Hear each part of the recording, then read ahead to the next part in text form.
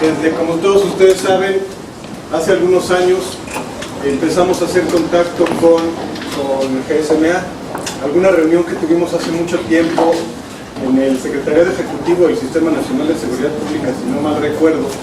Ahí tuvimos una primera reunión con el que en ese momento era el titular del secretariado.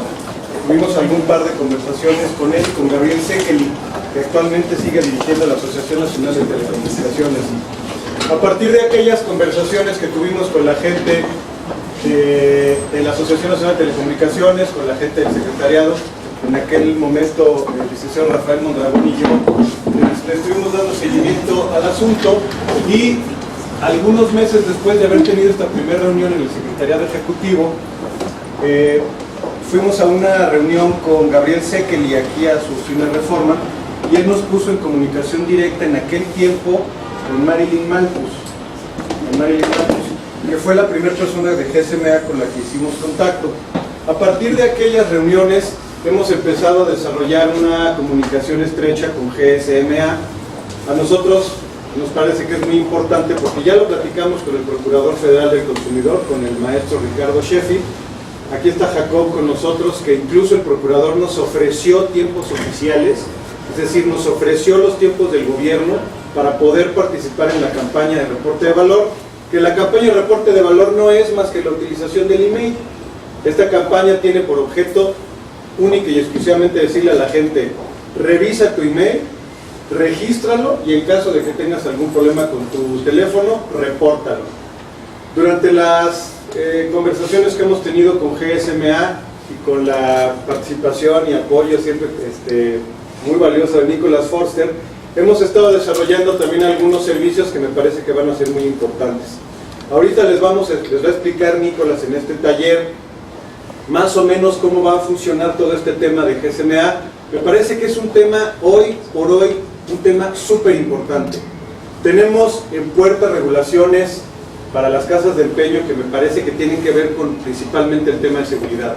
¿Cómo atacamos el tema de seguridad considerando que una gran cantidad de los artículos que tenemos empeñados son teléfonos celulares, dando un paso para adelante? Y obviamente teniendo una colaboración con el reconocimiento del IMEI.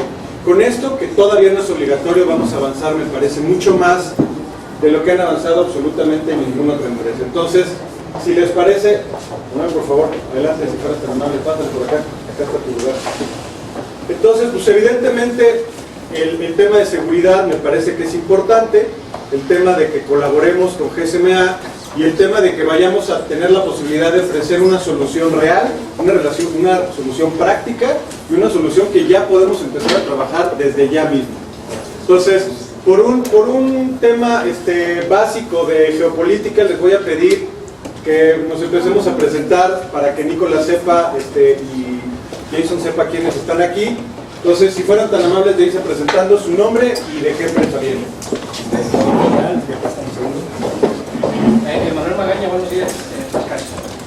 Bueno, nuestro compañero de medios. Y Branda Ladrón de Monte Providencia. Adriana Torres de Montefiestas. Buenos días, Tania Martínez de Montefiestas. Adolfo Salgado de Montefiestas. Charlie Sadia de México. Hola, buenos días, Leonardo Uribe de Las Siete Vidas. Carlos Bautista de Prestocash. Ricardo Pastén de Montepiedra. Juan Carlos Villarreal de México. Manuel Cardona de Antar. Blanca Brilla de Antar. Rafael Mondragón de Cachapoyete. Sí, también Rafael Mondragón de Cachapoyete. Buen día, Francisco Leiro de Perscal. Lorena Andrade Frescash. Leonardo Calderón, Caixa Apoyo Efectivo. Luis Mauriño de Peñafacio. Luis Valdés de Peñafacio.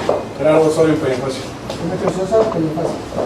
Bueno, por parte de AMESPER, pues ya saben que por supuesto nos acompaña hoy el presidente de la asociación, que es Juan Carlos Villarreal, y yo, Joel Rodríguez, y pues ya sin más dilación los dejamos en manos de Nicholas Forster, que les va a explicar todo este tema. El taller es muy importante que entiendan perfectamente cuáles van a ser los alcances de tener la posibilidad de usar los emails, bloquear los emails, y que nosotros también podamos colaborar con ellos para que nosotros desarrollemos todo este programa en conjunto con GSMA.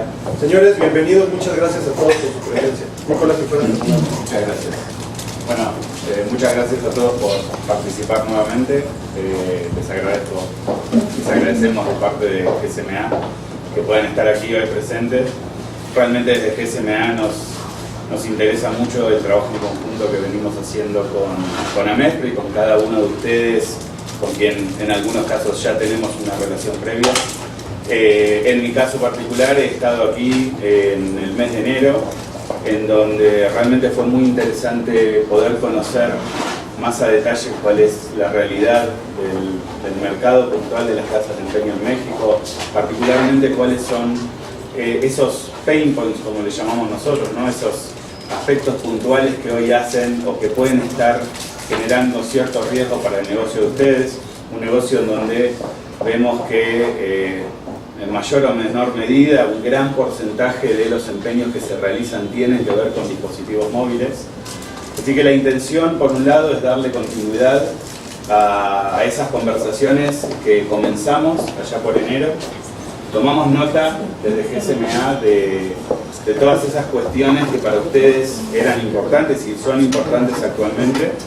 Nos dimos vuelta dentro de la asociación. Ahora voy a explicar un poco más para los que no hayan estado presentes, para poder alinear un poco los conocimientos de qué es GSMA y demás. Y estuvimos en este tiempo trabajando en algunas iniciativas que entendemos, desde nuestra perspectiva, van a poder ayudarlos a, en definitiva, hacer crecer el negocio que ustedes tienen y a reducir el fraude, ¿no? Que creo que eso es un poco el objetivo que tiene GSMA también, ¿no? El gran título de esto es combatiendo el delito o el crimen asociado al robo de dispositivos móviles. Y en ese entendimiento de la cadena del robo de dispositivos móviles, obviamente las casas de empeño siempre tienen un rol importante, ¿no? Porque son como el último eslabón donde algún hecho fraudulento puede terminar materializándose. Para los que no han estado presentes, les explicamos muy brevemente. Yo voy a hacer una pequeña introducción simplemente. Me acompaña Jason Smith, que es parte del equipo, él luego se va a presentar.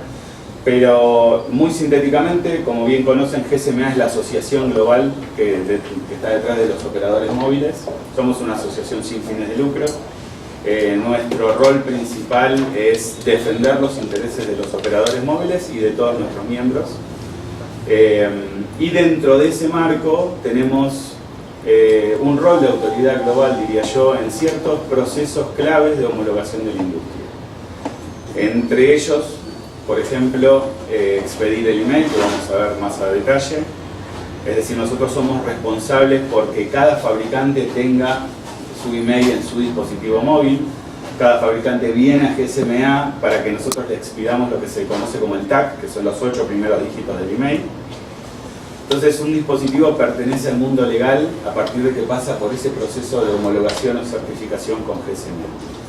Por otro lado, de la misma manera, también somos responsables de gestionar o resguardar lo que se conoce como el blacklist o la lista negra global de dispositivos, en donde cada operador contribuye a alimentarla a partir de las denuncias que generan los usuarios, y esto es a nivel global, ¿no? Es una lista negra a nivel global porque hemos identificado ya hace muchos años que hay ciertas tendencias donde, por ejemplo, se roban dispositivos en un país y aparecen en otro. Entonces era importante que esa lista negra tenga el carácter global. Entonces, bueno, a partir de eso obviamente surgen ciertas iniciativas, surgen ciertos servicios que nosotros disponibilizamos al mercado, los cuales en gran medida ya se están utilizando. Pero también hay otras iniciativas que son quizás nuevas para ustedes, que son las que nos interesan conversar hoy aquí. Hablamos de, además de Device Check, que es el chequeo de emails a través de nuestra plataforma. Hablamos de lo que es el proyecto de Blacklisting. Blacklisting es una iniciativa que originalmente estaba orientada solamente en operadores móviles. Es decir, los operadores móviles eran la única entidad que podía reportar a nuestra lista negra global. Y por otro lado, estuvimos trabajando fuertemente también en una iniciativa que pueda mitigar Uno de los casos de uso que nos han mencionado, que tiene que ver con, nosotros le llamamos el fraude sobre los dispositivos empeñados, ¿no? Es decir, este usuario que empeña un dispositivo y acto seguido va a un operador para reportarlo, generando perjuicios económicos para esa casa de empeño, ¿no? Que ha tomado ese bien. Entonces la idea, un poco a través de Jason, es poder recorrer estas dos iniciativas, contarles, por eso el carácter del workshop de este encuentro, porque por un lado queremos presentarles cómo funciona esta iniciativa y cómo nos imaginamos que lo podríamos implementar, pero por el otro también hacerlo de manera interactiva con ustedes y seguir recabando, digamos, esos insights que a nosotros nos permiten mejorar este tipo de proyectos. Así que bueno, para quienes no saben, yo soy director regional de servicios de IMEI para Latinoamérica, mi responsabilidad es sobre todos estos mercados. Y bueno, le doy la palabra a Jason Smith, que es el Senior Director de IMEI Services, y entre ellos tiene el ownership de todos estos servicios. Sí, muchas gracias. Hola, buenos días. Me llamo Jason, and that's as far as it goes in Spanish. So flipping to English.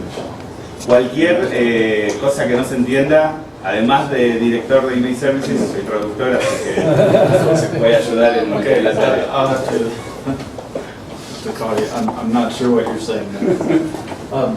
A quick overview on GSMA, and I apologize if the font is not big enough in the clarity. But GSMA is a global organization with more than 800 operators, members worldwide. We have a growing base of associate members that are involved in device manufacturing, security, and that growing base participate in a lot of working groups and initiatives such as this that facilitate the M360 that we had this week in Mexico City.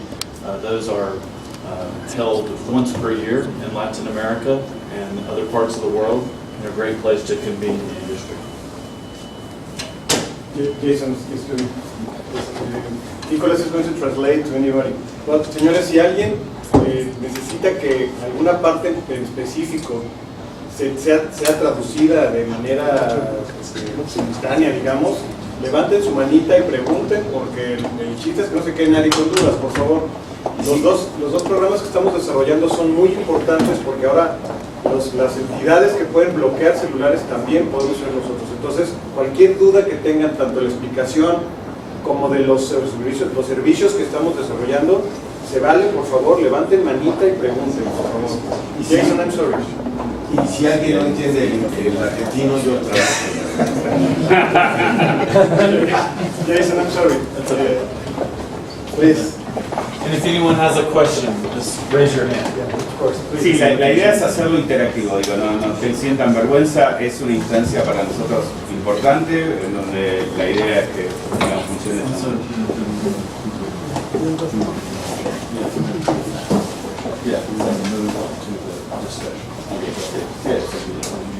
So you already told them? TAC allocation, GSMA issues all of the TAC, or the type allocation code for every cellular device. And that TAC is used to create the IMEI. The first two digits, it's a 15-digit identifier. The first two identifies what's called a reporting body. The reporting body, we've worked with different ones around the world that help issue that directly to manufacturers. The next digits there, the 6 digits, indicate the brand of the device. And then the 6 at this point are the serial number. Those 6 constitute 1 million devices.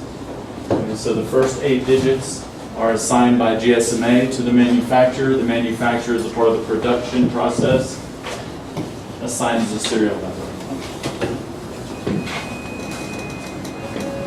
So every device, every cellular device, my watch is a cellular-enabled Apple Watch has an IMEI. We have recently added IMEI category for the IoT device. Previously, they might have been referenced as a modem in a dongle, but as the IoT devices are growing, there's a separate category for that. So just some statistics on GSMA TAC allocation. First TAC issued in 1992.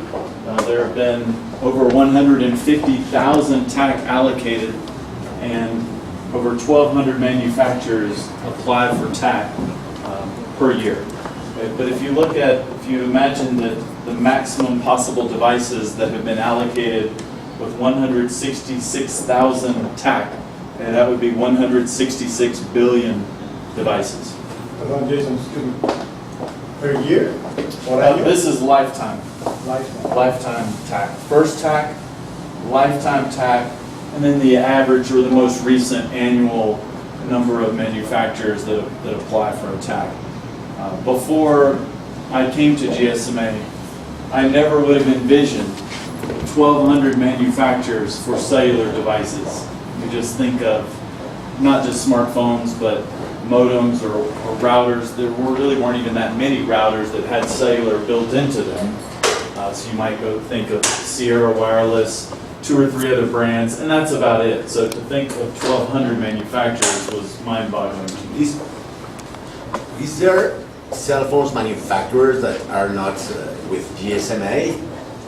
Very, very few. If they are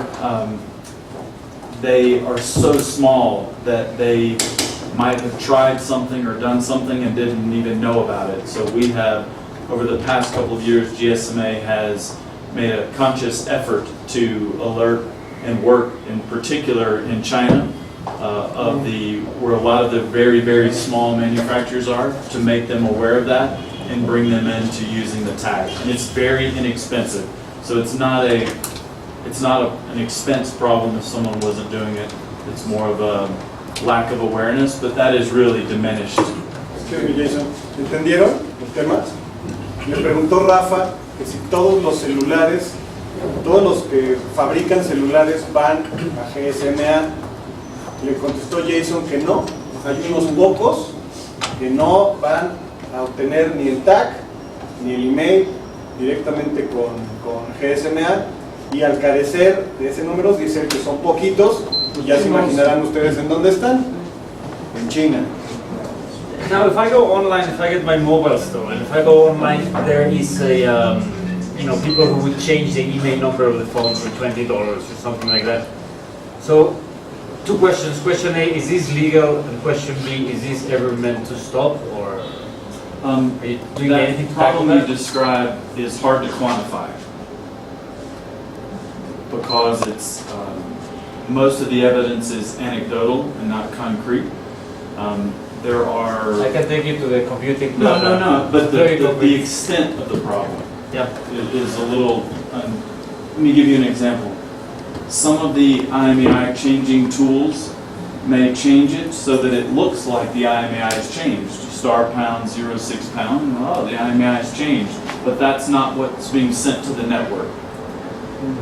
So the operator might still be seeing the original IMEI. Not in all cases. I'm just saying that that's an example of it's a very gray area in terms of what's real and what's not.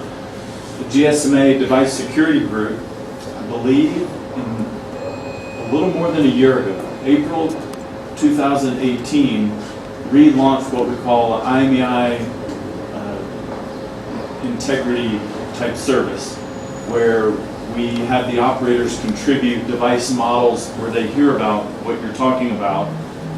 This firm goes and finds the tool online, buys the tool, tests it, and figures out what the problem is, and we report that to the manufacturers. Most manufacturers have signed up to a GSMA process called a 42-day reporting process. And I don't know why it's 42 days, but we couldn't come up with a more clever name. We call it the 42-day reporting process. But we present to them the vulnerability, the manufacturer then examines it and comes back and has a mission to go identify it and resolve it. In most cases, the manufacturer resolves the problem. I wouldn't say most cases, many times, the manufacturer has resolved the problem before or when we present it to them, that they already knew about the vulnerability. So basically, it's on a manufacturer basis. Some manufacturers are more prone to this thing than Some others. manufacturers, and sometimes even certain chipsets that the manufacturers are using. So it could be at a chipset level, or it could be at a manufacturer level. But for the most part, they have been very aggressive in closing those loopholes. It doesn't mean that devices in the past, older models, are not still subject to that, or if they haven't been upgraded to some kind of the latest software version, but they're actively. It is something you're working towards. Absolutely. Actually. I'm sorry, that means that we are 2 steps behind. They are forward from us. They are acting too fast. Flexeo de celulares, ¿te refieres? Sí, sí, sí. Perdón, I'm going to translate and I'm going to explain to you. Nos preguntaba Rafa que qué pasa con los teléfonos que se flexean, que cuesta aproximadamente $20. En Plaza Meave cuesta $400 que te cambien un email, que si eso es legal. Explica Jason que ellos lo que hacen es hablarle al fabricante, el fabricante responde que está tratando de corregir las cosas que hace, las herramientas que utilizan para duplicar o cambiar los emails. Desafortunadamente, pues como todos ustedes lo saben, en Monterrey, en Guadalajara, en todas las ciudades existe una Plaza Meave, existe un lugar donde pueden, en Toluca, en todos lados existe un lugar donde se pueden flexear los teléfonos celulares. Esto cuesta, pero pues evidentemente la tecnología está yendo más rápido que las soluciones.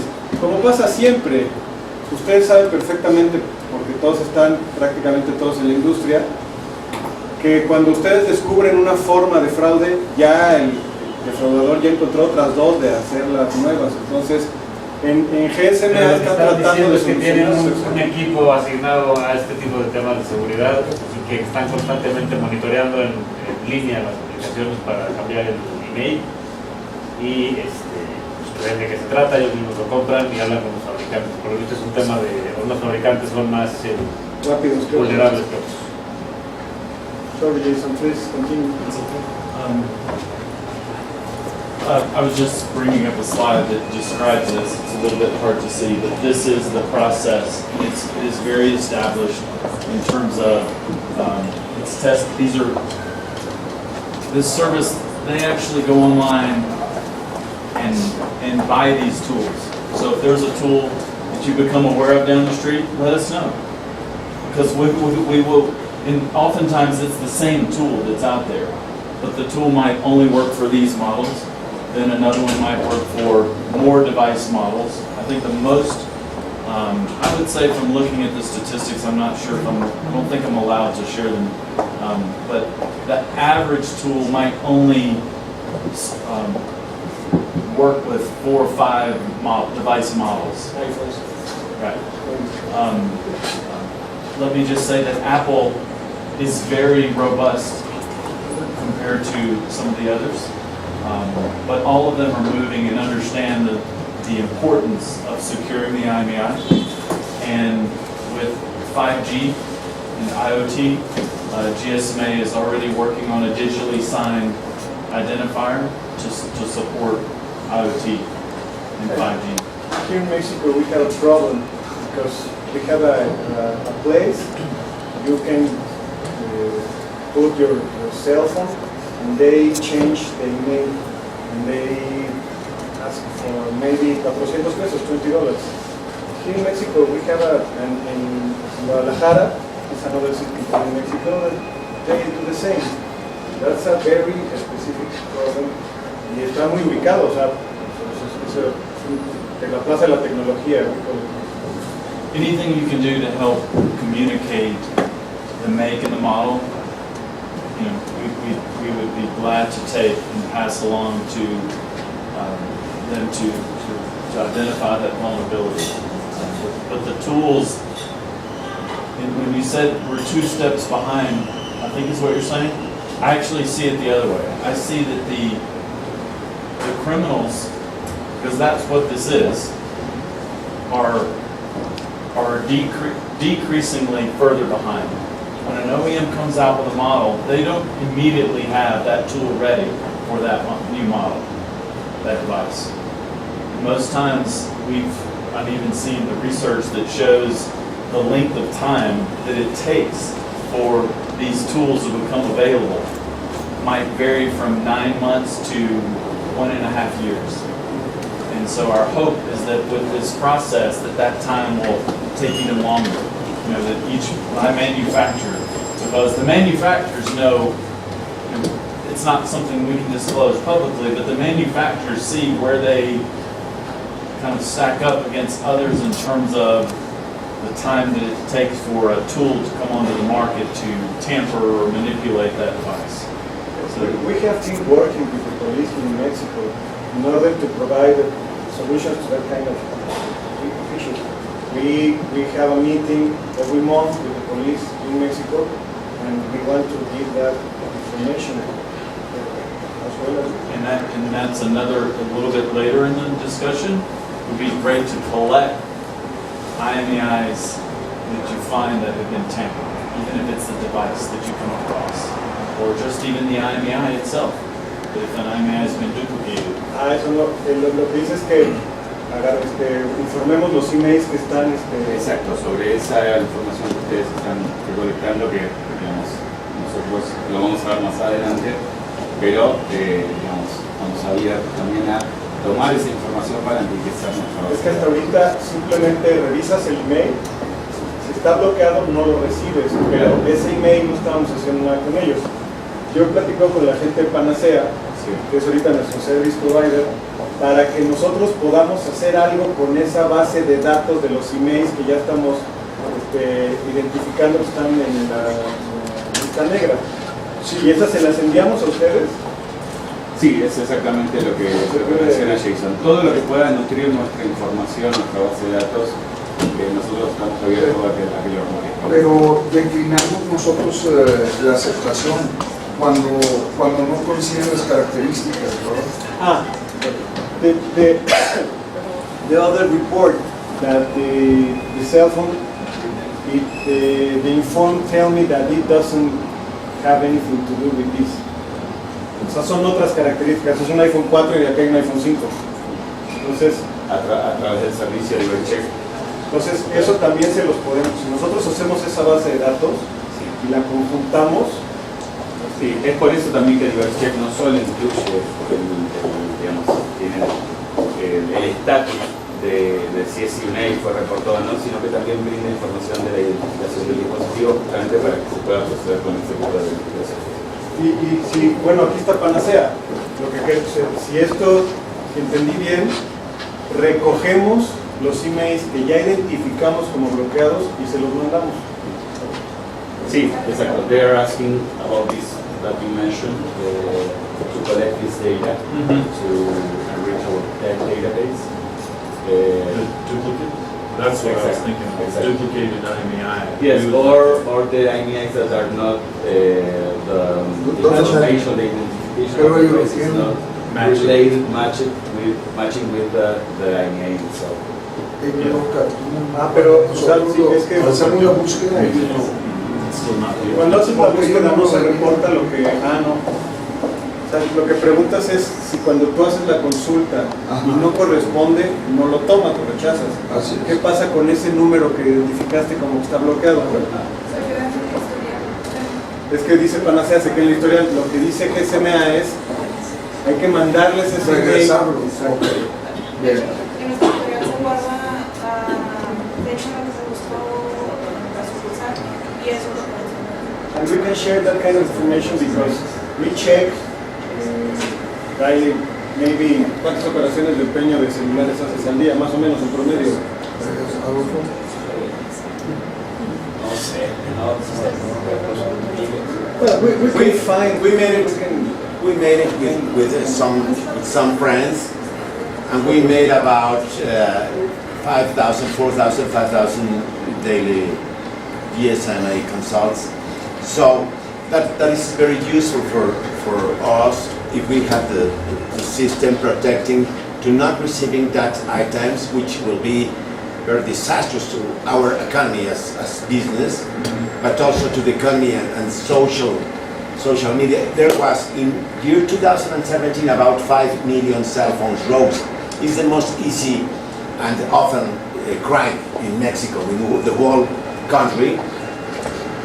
And not only to our companies, the pawn shops, about 70 to 80% of the assaults are cell phones.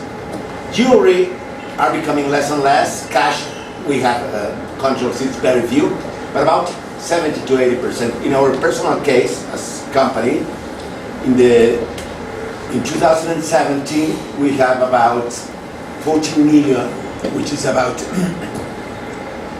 more than $500,000 in assaulted cell phones. Only our company. Yes, only our company. So, yes. What was the number, sorry? Sorry? What was the number that you mentioned? 14 million, which is $700,000. In cell. Yes, in 1 year. Es que nos roban, entran a una casa de empeño, está una vitrina, y rompen la vitrina, y agarran así, Y se lo llevan en Nobel. But also to supermarkets and the untapped companies, cell phones is the most valuable and easy to carry for the thefts to do this. So we are excited to go ahead with that because that is going to be revealed in a best safety for us, less losses, which is great. But the second is that we will reduce, if we all together do it as a team and we can unify all that efforts, we will reduce the crime to the society, because if the thefts have no any profit doing that crime to the people in the buses, in the street, in everywhere, that is going to be also a very nice social impact. That's our main focus. Es que por eso también queríamos bloquear nosotros, o sea, que nosotros queríamos bloquear, porque si ahorita quieres bloquear, if you want to block an email from a theft, you have to make a very difficult process, because the companies, the operators, they want to. You have to do it in person. Is it for all of them or just some? No, all of them. All the operators require you to go in person. No. I have to make a report to the authorities, and I have to give that copy to the operators, and they want that have a copy from that report, have a copy from every contract, have a copy from the IDs from the clients. That's a very difficult process. That's because we want to make the block. We want to block that emails, porque nos roban un chorro, o sea, nos roban mucho. Y esos celulares que nos roban, lo que no queremos es que se los vayan a empeñar al de al lado. O sea, hay calles donde estamos todos. In the same street, here in Mexico, we are maybe 5 or 6 companies members of Amestre. And if they theft, make a crime in one store, they are going to give the profit in the other. That's, we want to block that kind of things. La pregunta es castellana y hago la traducción en inglés. Recuerdo que ustedes habían comunicado que también compartían información entre ustedes sobre los IMEIs que tenían, sobre los IMEIs que tenían en cada una de las tiendas para evitar esta situación. Ahorita, con Panacea, lo que estamos tratando, el servicio que queremos hacer es compartir, todavía no lo tenemos, pero lo que queremos es eso, compartir no solo los teléfonos celulares. We want to share our information about the email that we have in different functions. in the functions. Between them, so they avoid one is going in one store and go to the other one.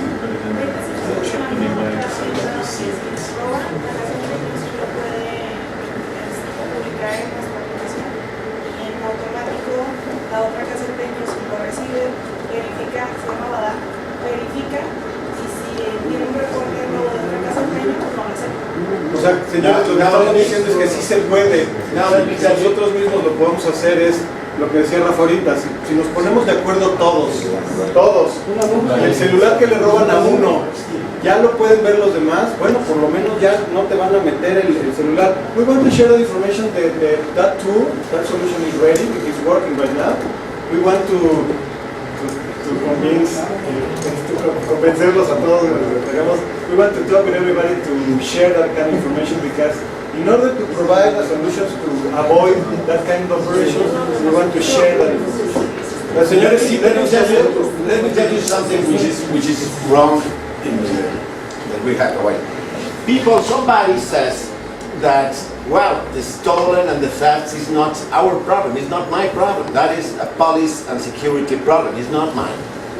Well, that is not a right way to think. And they said, well, I don't care. If I receive these phones, I get this to the Plaza de la Computación, and for $20, I can sell it again. This is not right. So the professional, the serious people, the right people, I think we must do this in our economy benefit, the particular business benefit, but also to society. Por eso que el tema de que AMESPRE pudiera bloquear, porque si te roban, podemos compartir esa información entre nosotros, pero si te roban en una vitrina, se llevaron 50 celulares, esa información, si nosotros la podemos bloquear, esos emails, ya sabemos que no solo no se la van a llevar a empeñar a alguien más de nosotros, sino que tampoco se los van a poder llevar a nadie más. En realidad ese es el tema. Que esa es una de las dos cosas que nos importan mucho. Cuando un cliente te lo empeña y como no lo puedes sacar, te lo bloquea, esa es una pérdida terrible. Platicaba ahorita con un empresario de los que están aquí sentados, que dice, alguien me empeñó un teléfono de 14,000 pesos, me lo bloquea y ¿qué hago con el teléfono? Si podemos desbloquearlo, bueno, ya no perdiste 14,000 pesos. Is there any way to know the original email? Because you say that there are the visible one and the real one. And the operator knows the real one. But we don't see the real one, and there is no way that we can report it in that aspect. That is I don't know what percentage of the devices that actually applies to. I just know that is one scenario where, so to answer your question, for that scenario, that percentage of the devices, only the operator would see that coming across their network. And there is no way that we can do also know the only if you, unless you have the device in your possession. I mean, you could test it in a test lab or something like that and do it, but it is being transmitted at a radio level. Is the IMEI tampering or changing, is that criminal activity? Is it considered a criminal activity now and just not being enforced? Or is it not a criminal activity? Sorry again? Is it against the law to change the IMEI in Mexico? No, it is not regulated. It's not regulated. No, not regulated. It is not a crime. You can walk in downtown Mexico City streets and you can see a lot of informal sellers in the banqueta selling stolen cell phones. They have ads. They have ads, big ads. Yeah, I don't know if there's a possibility, from what I've heard, that could be changing. Have you heard anything about that? No. But we can promote, if we have these tools of GSMA, we can promote that with Ricardo Sheffield and some other authorities to get IDVA. Pero a ver, espérame, que se pueda hacer en la calle, you have the possibility to change the email on the street, because everybody does it. But that doesn't mean that it's not a crime. If somebody goes to the authorities and give a notice that you are changing the email to trying to have a profit about that, they can prosecute you because you are making a crime. That doesn't change anything. That's it. if you can do that on the street, because there's a place in Mexico, there are maybe 20 or 30 places to change your email, that doesn't mean that it's not a crime. Yes, it is. It's a crime if the authorities caught you. Yes, it is a crime. It's a fraud. It's a fraud. Yes. They have to prove that you commit a fraud. But yes, it is. It's a crime. It's a crime, but it's not really enforced. Ya, esa era la palabra que estaba yo buscando. Mi inglés acapulqueño está. La pregunta de Jason también tiene que ver con la evolución que están teniendo las autoridades y los entes reguladores en el tratamiento de este tipo de temas, ¿no? O sea, como cada vez se van metiendo más, como cada vez quieren regularlo más y controlarlo, ¿no? Para poder tienen el mismo objetivo en ese sentido que nosotros y que ustedes no que reducir el tiempo. Que hemos platicado incluso si la policía debiera tener la herramienta. O sea, if the police, we are talking about the police has the possibility to check if they are going to make an operation maybe in this street. They can check in the cell phone if the IMEI is correct. Is that possible? Yeah, I think. Because the police here in Mexico, they are very corrupt. We have offered them for free. The same that for everybody.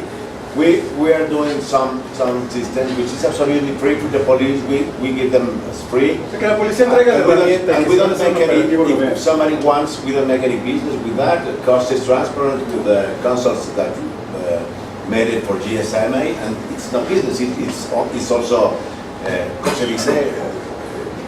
Altruista. Es para hacer. It's not profit. Not profit. ¿Y eso es posible? ¿Eso está bien? You can He's asking if the law enforcement are accessing to this data. Not today. Not today. They can, and we would be glad to help them. We provide device checking free of charge to law enforcement, and it provides a little bit of different information than just to the commercial users of device check. So not only do they get the blacklist history, they also get what we call checking history. So they can see which. Who is going to pay for that? GSMA provides device check To the police? to law enforcement at no cost. Wow, pues estaría super chido. If we can have that. And they use the website, you know, they need to use the website. Yeah, of but course. they have, it's not, it could be better situated. Some of our clients in other parts of the world take our API and provide a better user interface for the law enforcement. Our free service, as an example, has 5 accounts. If you log in, you know, you just add a few users. So it makes it a little bit difficult for large police organizations, you know, to share 5 different accounts. And so we are entertaining options to help that, but we also would be glad to work with our partners so that they can maybe customize, come up with their own website and account management for them. Yo solo tengo un tema con la policía. Si tú le das la herramienta a la policía para que revise los emails, el temor que puede haber es que el policía llegue a tu tienda y con su herramienta para checar emails se ponga a revisar tus celulares, los que tienes en venta. No sé cómo, bueno, Jason me imagino que entiende cómo funciona la policía aquí en México, ¿no?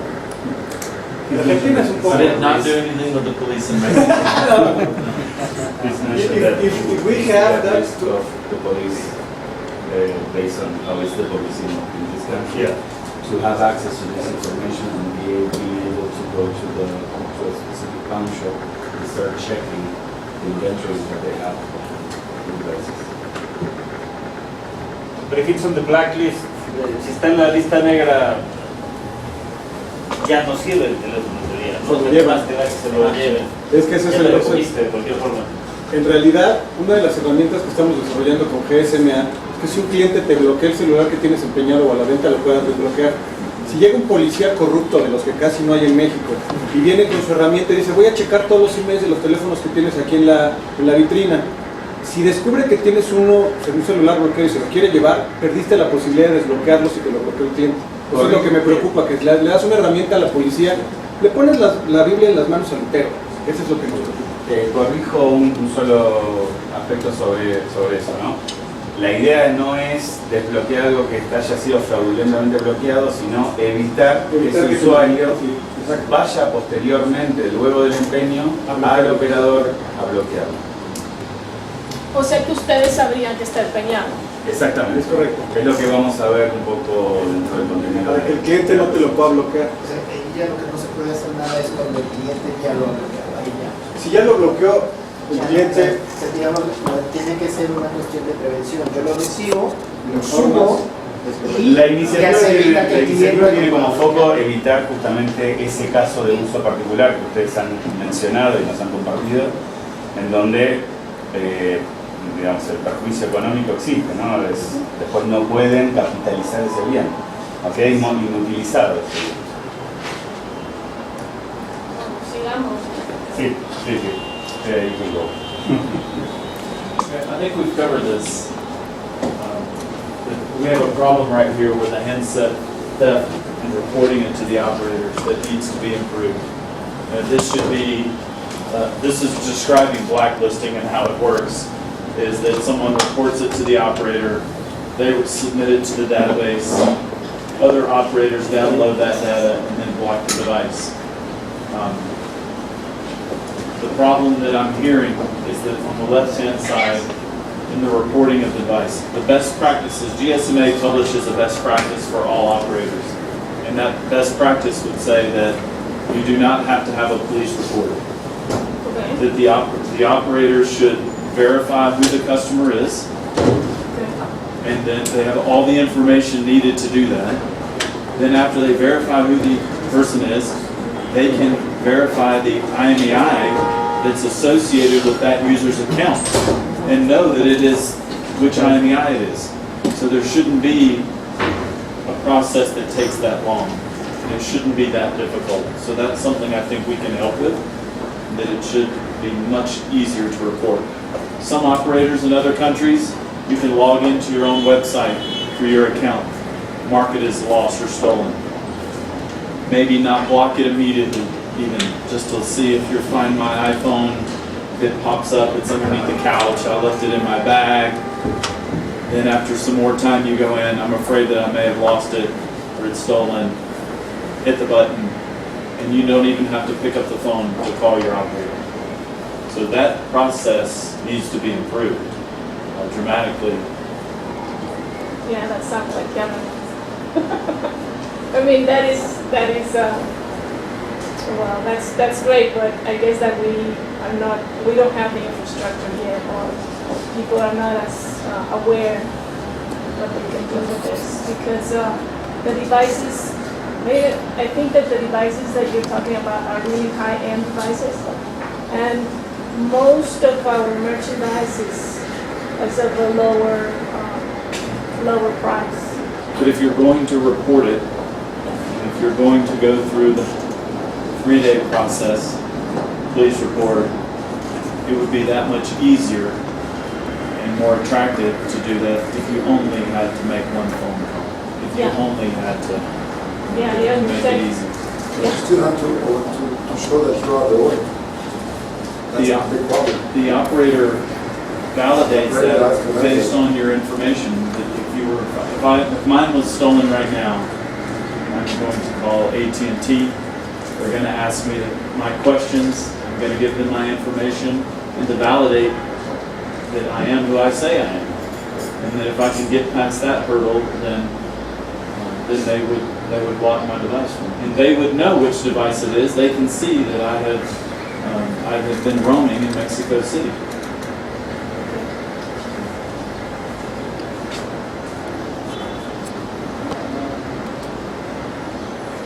In the sake of time.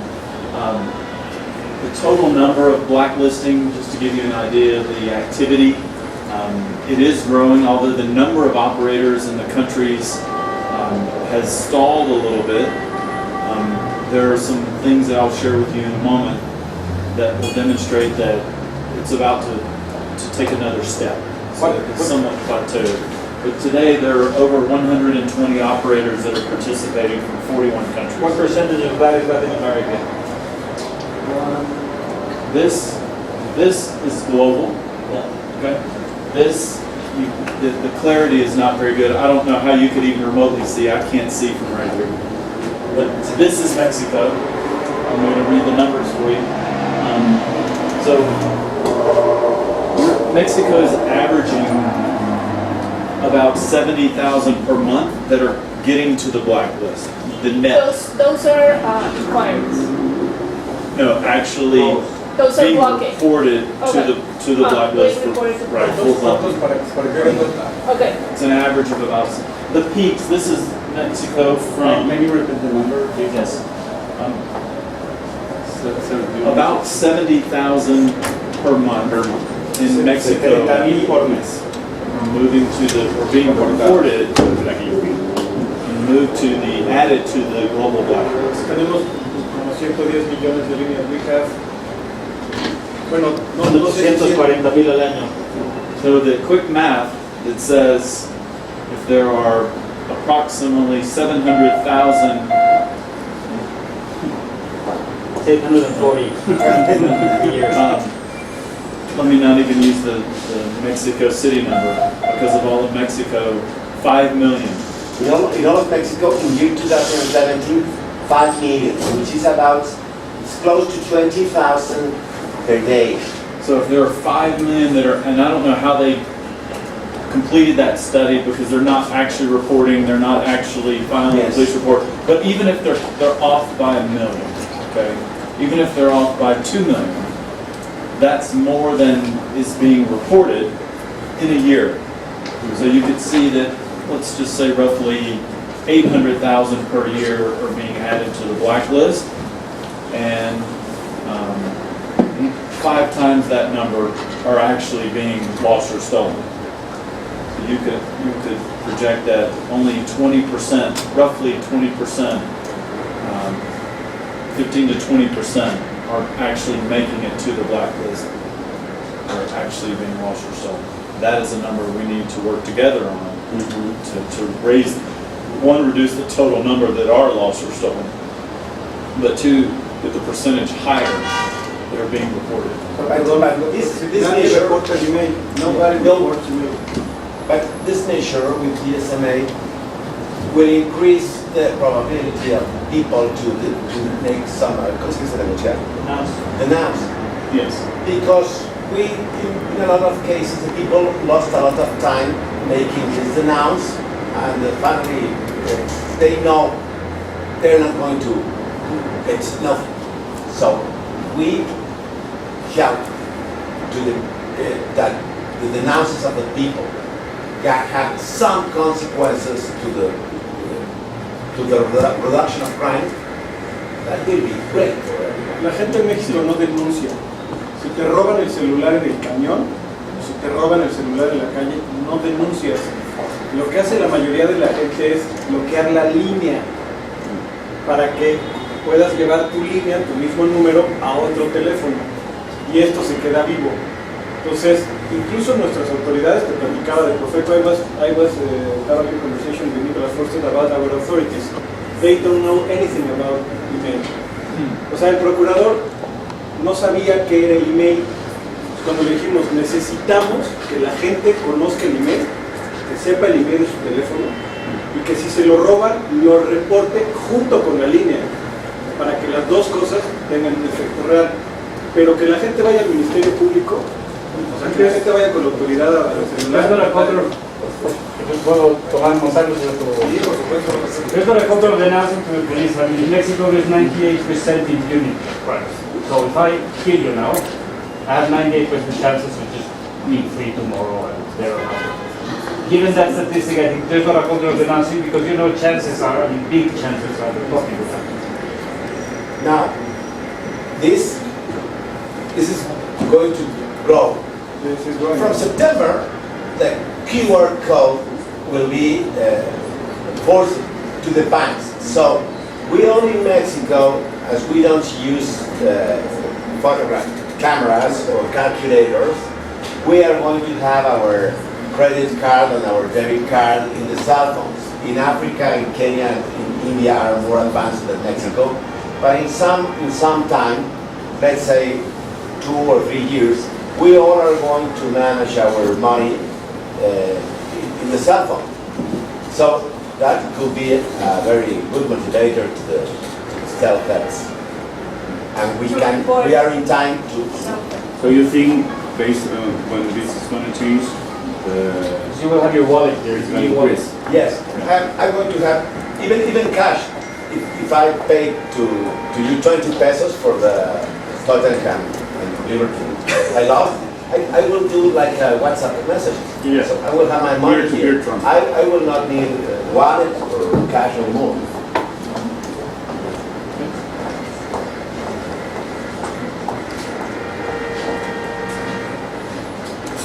So just a refresher for those who are not as familiar with the GSMA device check service. So we have the blacklist, globally 1.1 or so million devices per month that are being added to that list.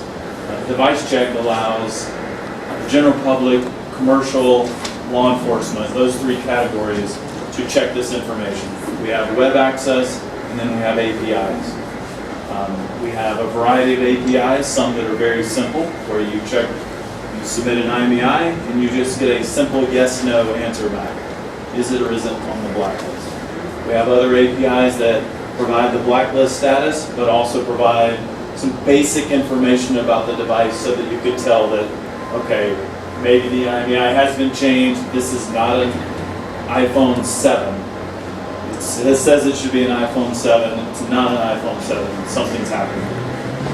So we have a variety of APIs, different combinations of data sets that we provide. The device check service is governed a little bit by a GSMA policy that defines which types of users get access to this information in the blacklist. And those 3 user types that I mentioned, the general public, commercial, law enforcement, are defined in a document that's publicly available. So as an example, the general public should only see whether it is or isn't on the blacklist. And that is exactly what happens with IFT and has their website. Have you seen the IFT website? Yes. So El Instituto Federal de Telecomunicaciones te dejaba checar el email, pero solo te dejaba checar Como 5 veces al día. 2 al día. Sí, y eso tiene una razón de ser que está pensado, no está pensado para organizaciones comerciales, principalmente. Es justamente para que el usuario final tenga también una herramienta, ¿no? Pero eso se lo dieron ustedes, ¿no? Se lo dieron ustedes. Exacto. El ecosistema funciona en realidad con las distintas variantes, ¿no? O sea, por un lado disponibilizamos a los entes reguladores con la herramienta para que se lo provean a su vez al usuario final en una versión muy limitada que no es escalable para organizaciones comerciales que tienen una necesidad mayor, y por el otro lado lo ofrecemos obviamente de manera beneficiosa.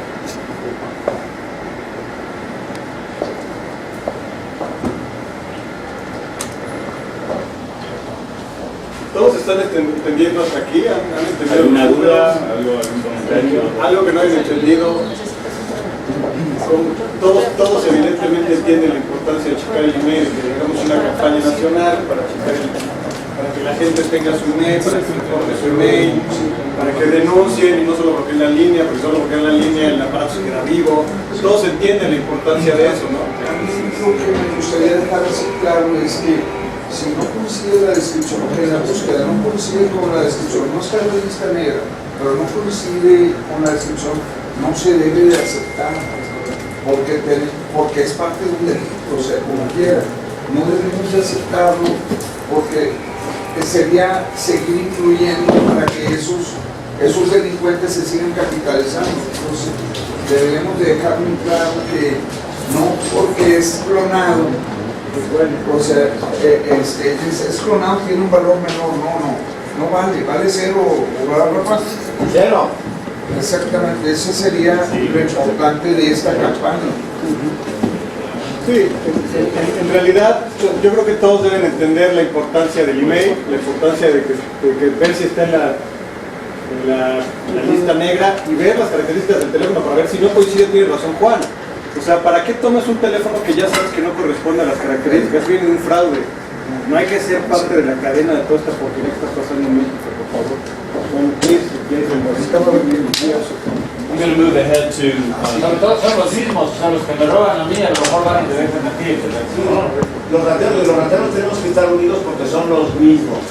Puede haber secretos comerciales y demás, pero un ratero es ratero de todos, es enemigo de todos. Todos tenemos que estar contra ese enemigo común.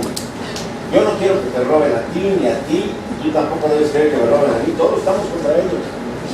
Sorry, Jason, we are talking about working together. That's what we want. That's always a good thing. Yeah, okay. I'm going to move on to some new information, past device check. But before I do, I just want to highlight, just to finish with device check, those 3 different user types get different information. Public, blacklist status only. Commercial, you get blacklist history. Add, remove, the reason why, and then and device identification information. Thank you. And then law enforcement also gets checking history. And I think that could be a useful tool as their efforts increase.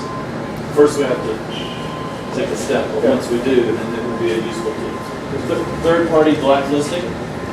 So the only participants that are formally approved to contribute to the blacklist are mobile network operators that have the ability and the commitment to block IMEIs on their network. So I point that out because it is not an easy standard even for an operator. They have to make a commitment to block IMEIs. I'm going to give you one simple example.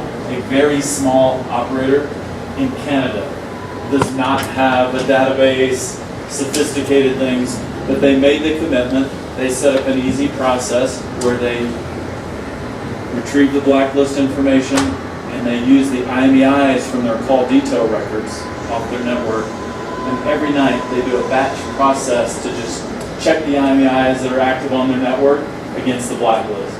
And then it creates an email to customer service. I'm sure it's one person, the next morning. That goes, oh, there's an IMEI on your network that has been blacklisted, and then they contact them to try to resolve it, as opposed to maybe immediately blocking that moment because it's so small. They work with them to replace that device. So We talk here about putting people in the list for blocking. Does this also include unblocking? Like, let's say you get stolen. If you have permission to write to the database, you have permission to you remove it as well. In fact, only the contributor, and I'm going to change terms. The term for operators, CNO, stands for Contributor Network Operator, because not all operators contribute. We have come up with a new term, more of a policy. It's not a fancy marketing name, but it's CTP, or Contributor Third Party. Together, the CNO and the CTP we call contributors, just to make it simple.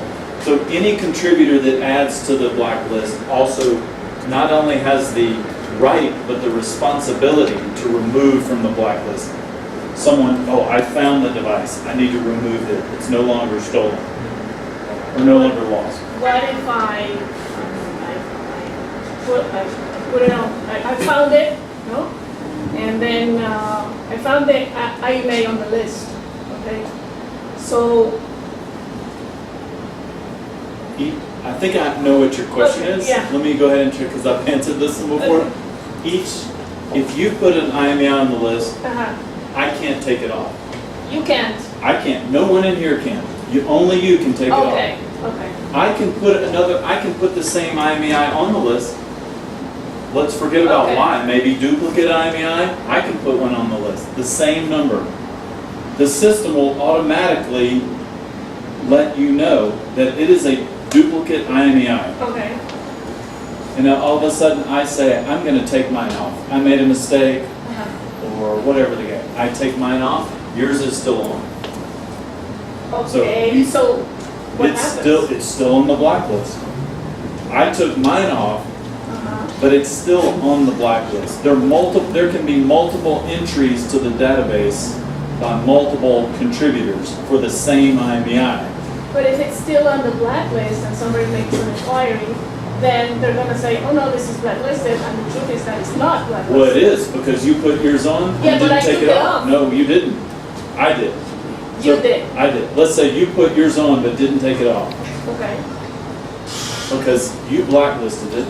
yeah, Someone stole it from you. They sold it to me. Someone stole it from me, or I lost it. So I blacklist mine. I take it off because I found it. It's still on the blacklist because you put it on there, and Okay. no one can overwrite your mark on the blacklist. so it will be forever blacklisted. Forever blacklisted until you take yours off. Until everyone takes their record off, it remains on the blacklist. I That guess is- you mean we have to keep updating the information in the blacklist. Yeah. that's right. You As a could, users, I mean. as a third party, you don't have to contribute every day, or it's just whenever you have activity. There are no requirements for the number of reports and things that you do. So the third party program recognized that devices are now sold and handled or issued by more stakeholders in the industry than in the years past, when it was only the operator. Oh, you want a device? What do? You go to your operator. So you can get them from lots of places, secondhand devices, pawn shop. You might sell some, you have inventory that you sell. There's so many different players in the market now. So we recognize this. This program is designed to address that. But we had to establish some procedures that allow these third parties to contribute to the blacklist, because we can't have every little small shop contribute directly to the blacklist. It could overwhelm the system. So we said, in order for someone to participate, you need to manufacture, insure, or trade mobile devices. You would be considered a CTP, contributed third party. And the last piece, I'll read it just because I know many of you won't be able to see it. I can barely read here. Must have an endorsement from one CNO that will agree to block your data.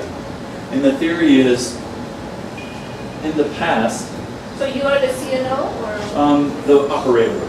The operator So is- Telcel, AT&T. So then how are we gonna So report this directly? So today, We have to go to the CNO again? Or what? Tiene que pagar con la aplicación. with this slide again, I think the resolution is just not very good. Today, you would be in one of these categories. This is an MVNO, insurer, law enforcement, or someone in the supply chain. You would be classified as someone in the supply chain, I think, in this Yeah. one. You could be a financing as well, but you're somewhere here in the supply chain. Today, or before this program, you could still blacklist directly with the operator. Now, you have to have a relationship with them, but they could. You have to have They're a not relationship. required to, but they could blacklist on your behalf. I know in other countries where operators would blacklist, if someone broke into your store, stole some of your devices, you could show them the list. You go to them, they would block that for you. Yes, but you need the police report. That's right. There's even a reason code. The blacklist in the database works with different reason codes. So lost or stolen is a reason why you put it on the database, and you put in a certain code whenever you add it so that people know, I put this on here because it's lost or stolen. Okay, almost 98%. Sí, vamos. First in Spanish. Podemos reportar como MESPE para el blacklist, para la lista negra, por medio de Telcel, AT&T o Telefónica Movistar. I will translate. Joel is asking if they need to report through the operator. Today, I'm not sure if each individual operator decides whether they want to, or going to block a report from a third party. They usually do, but we need to show them the police report. Yes. And I think that is consistent because they can't otherwise, as me as a user, they can validate me as a user with my personal account information. But for you, they're going to need Yes. better document. And that makes sense. Yes, of course. So what do you call it, city, basically, will the third parties have to go through an operator still? No, so that is the old way. The old way, yeah. So when I started talking about and trying to convince colleagues and others in the GSMA device security group about this third-party blacklisting, I said, we already have third-party blacklisting. What? Yes, they go to the operator today to do that. Well, it's the operators that would prefer, from my experience, would prefer you to just contribute directly. Exactly. Yeah. Because now, if not, they're sitting in a position of having to look at your police report and having to go, do I trust you or not? Now, so what was developed was a reason code in the database called third party reason code. So that was designed, I believe, so that if you came to me, I'm the operator, you come to me as a third party, you give me your police report, I can, it's almost a way to say, I'm going to put it on the network and block it, but I'm going to let everyone know that it wasn't really me, it's someone else who reported it. So we're trying, the operators really weren't using that reason code very much. And in some cases, I think there's a good reason that if you reported it to me it was stolen, I go put it on the blacklist due to a third-party reason code. Now it completely loses track that it was actually stolen. So it would be better for you to be able to directly contribute and with the proper reason for statistics. Okay. So the third-party blacklisting program is designed to allow a direct connection, but you still need an endorsement from one operator. And the reason is, for you to contribute, we need that the operator is definitely going to block your reports. It's like saying, we're going to have the operator say that they trust us. El visto bueno. Yes. Es que de lo que estamos hablando es que podemos reportar a la lista negra y antes se hacía, nosotros llevábamos esto con el operador, con Telcel, ingresamos a Telcel, nos robaron estos celulares, ellos pedían la copia de la entrevista con el nuevo sistema penal acusatorio, pedían la boleta, pedían un montón de cosas. Ahora lo que estamos viendo es la posibilidad de que nosotros bloqueemos directamente los emails de los teléfonos que nos roban por medio de una conexión directa con GSMA, lo cual es un gran compromiso, y para que nosotros honremos esa responsabilidad y ese compromiso necesitamos el visto bueno de Telcel, de AT&T o de Telefónica Movistar, de cualquiera de las tres compañías, lo cual me parece que para seguridad nuestra es lo mejor, porque yo no quiero bloquear un email y que luego venga alguien a reclamarme, oye, ¿por qué me bloqueaste mi teléfono? ¿Y entonces cuál sería el procedimiento? Ellos te dan el visto bueno. Pero ¿cómo se los pedimos? It's one shot. Can you explain further the procedure for getting the endorsement? That's something that I can help with. You can either contact the operator directly. Already done. Already done. So there is, you may have a contact that may not manage their account in the database, but I can, if you can put me in touch, all I really need is an email. An email is an example. I've sent one out before that says, just get them to send me something like, hey, we approve or we endorse them for contributing blacklisted information and plan to block their reports.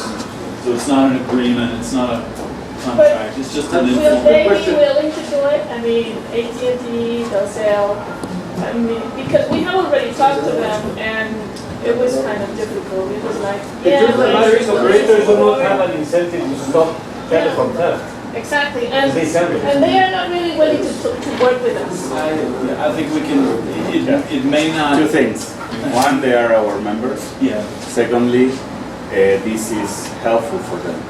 This is contributing. AMESPE ya lo hizo, ya habló con los operadores y no más falta que GSMA les dé el visto bueno. It's not the blocking that they want us. And remember, we're gonna do it at an association level, so it's one request. Yes. So it's gonna be mandatory for them Considering all. to take our email reports. It's gonna be mandatory It's or not mandatory for them to block on any, but to receive our reports at least. They will see it in the database. it will be in the database. If you're looking to buy it, I mean,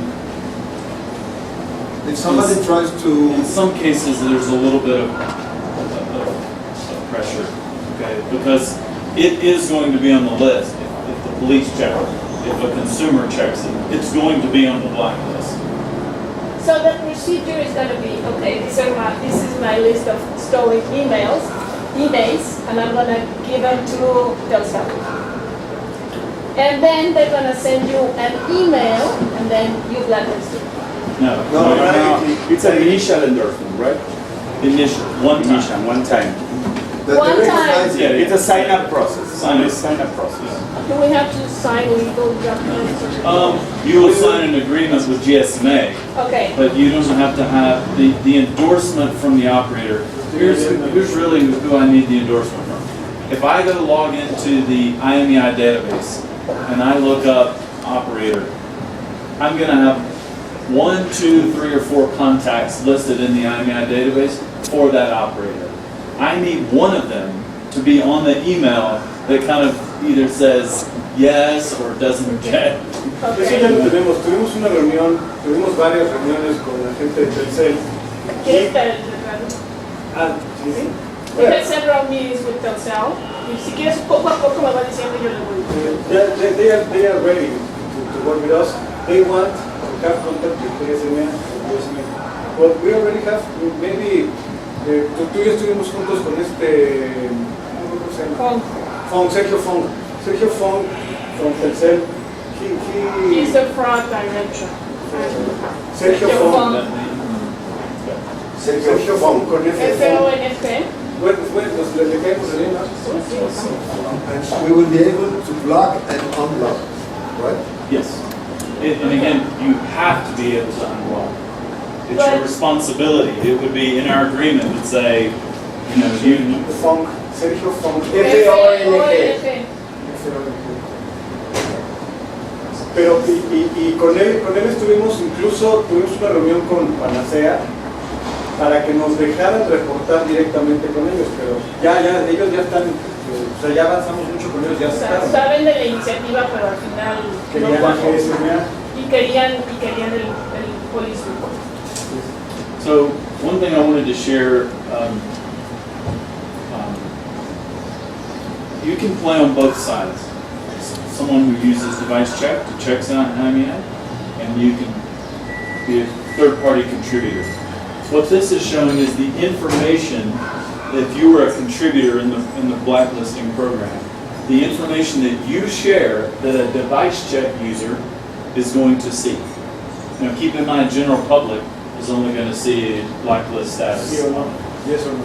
But for other commercial users, they would obviously get the IMEI, they would get the blacklist status, they would get the date, and who contributed, who added it to the list. So it's, you have to stand behind your claim that your name will be out there that says, this is, First cash reported. yes, or whatever the organization is that's approved, you need to, if you're going to put it on there, your name, everything, and then the reason, the list action is going to be insert or remove, and then there's a reason. Okay, and then there are also some optional comments. So the reason is going to be lost or stolen, depending on the code that you use. And about 98% of all blacklisting activity is due to lost or stolen. But there are other use cases. One is fraudulently obtained, and then the other that's used is broken or faulty.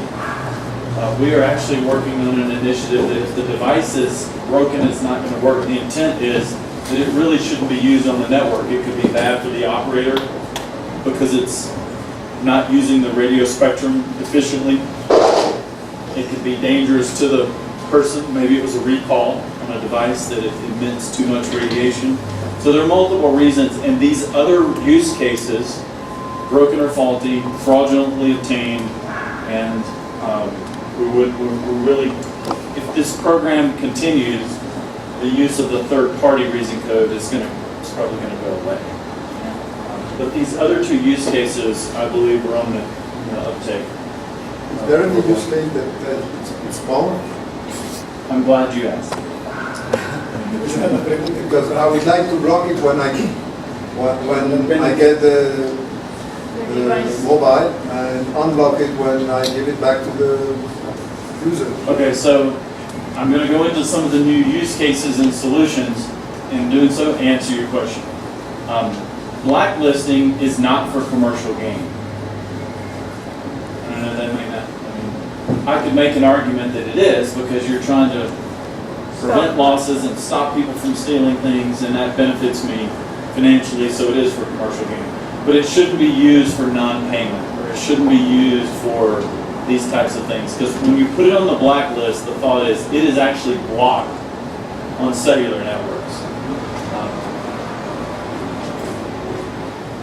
So, pawn device fraud. So this would be a new use case, reason code. I do think it's different.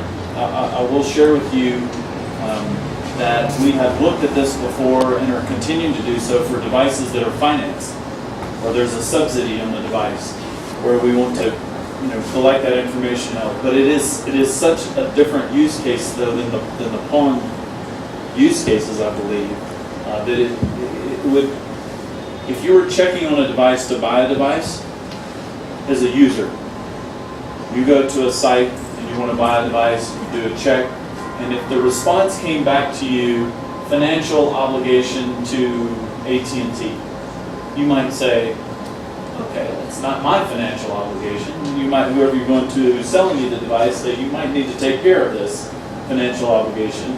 I'm still going to buy the device from you. If it's pawned, it's a little bit different, right? So I do think it's different enough that we can talk about it and treat it separately. It shouldn't be blocked though, because it doesn't fall into those categories. I don't think that I would be successful in changing that, even if I lobbied very diligently.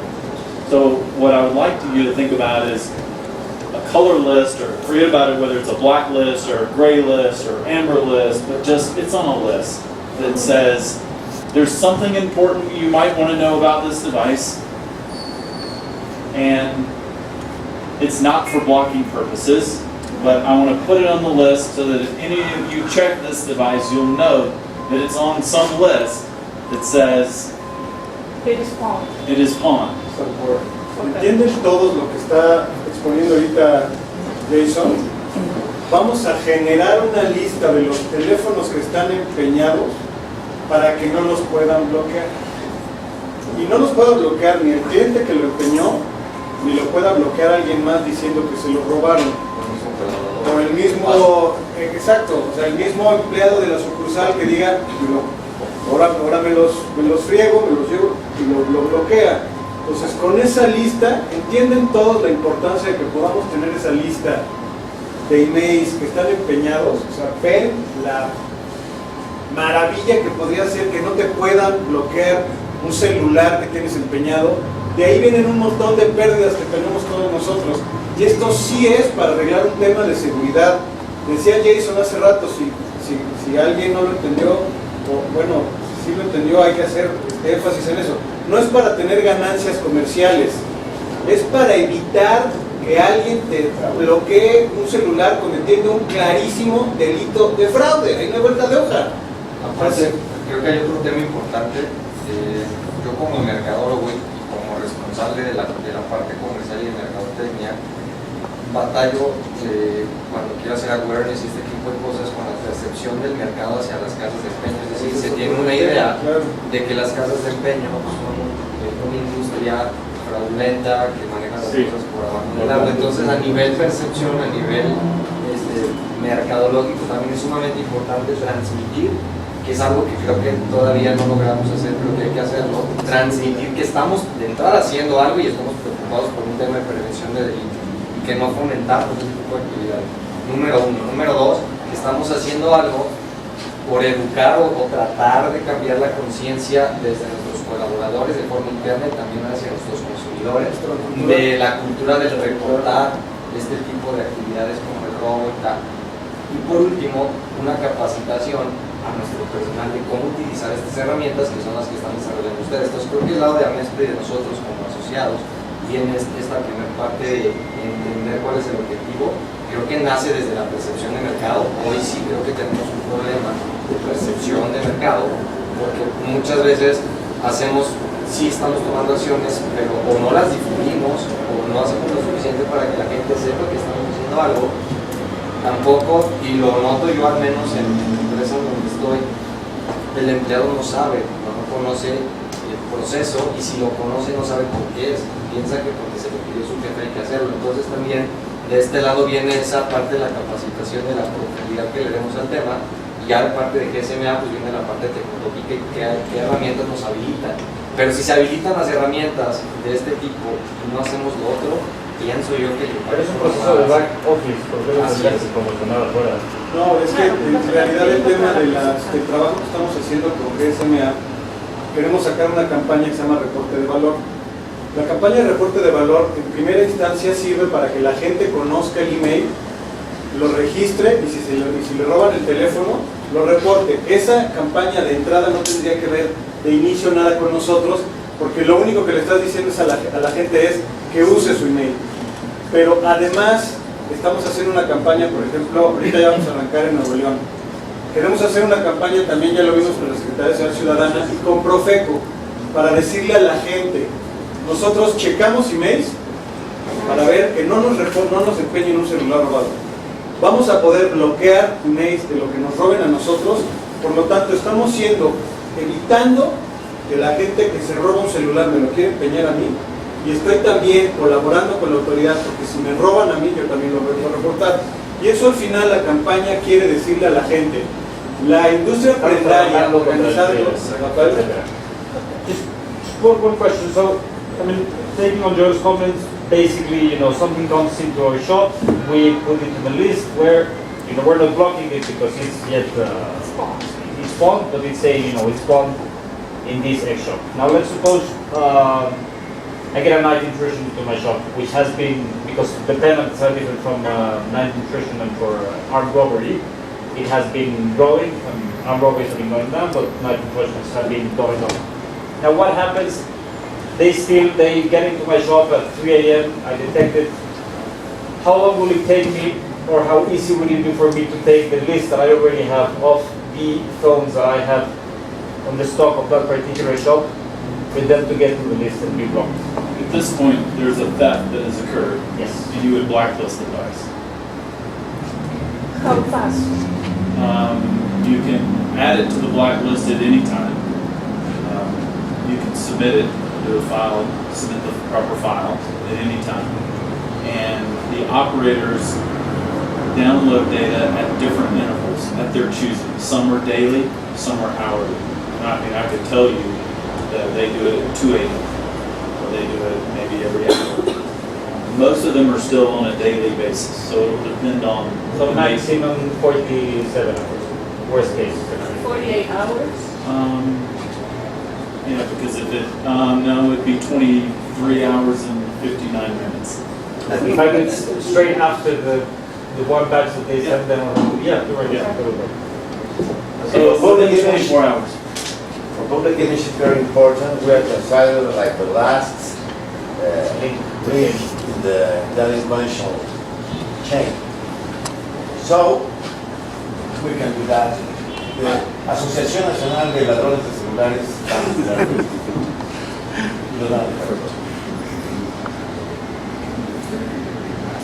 I was just sharing with Nico, I think working with the operators, if we could help them to move to hourly, would be important because of that theft. And even as it gets taken to a shop on some corner street, I've heard in certain cities, as an example, increasing regulation about those shops that repair devices where they have to have a log and do different things. They're required to check the devices. Well, now if they can check it before they take it, then they know. Now that's a city regulation. In the city of Chicago, in the U.S., as an example, they have passed a regulation where anyone that sells mobile devices has tells me Chicago is slightly more legal than Mexico. slightly. Only slightly, I'm told. Same people, better application of the law. Perdón, entonces el reporte tarda 24 horas. Sí. Bueno, dijo 23 horas 50 minutos. ¿Eso tarda el reporte 24 hours? No, se hace a una hora del día, a un corte del día, entonces depende de la hora en que lo reportes. Pero más o menos serán 24. Lo máximo serán 24 horas, ¿no? Pero si lo reportas a las 5 de la tarde y el corte lo hacen a las 6, pues será. Ahora, yo tengo una pregunta.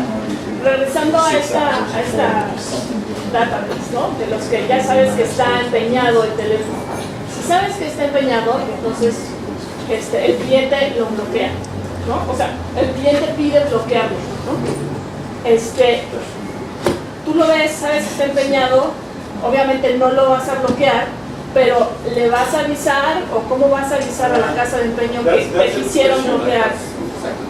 What is going to happen if you go through what you want to block your device and you know that your cell phone is on the pawn shop?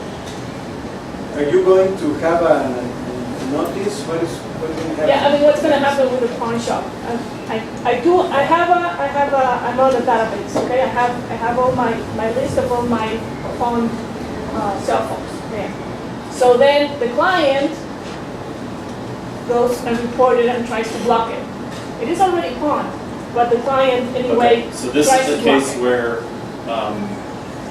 I've given it to you for money. Yes. I tell my friend to give it to you for money or something, and then I go report it as stolen. Yes, you go report it as stolen, and you're not going to block it because you know it's on the pawn list. And I collect insurance. Well, so now let's get to, there are some steps that we still have to take, okay?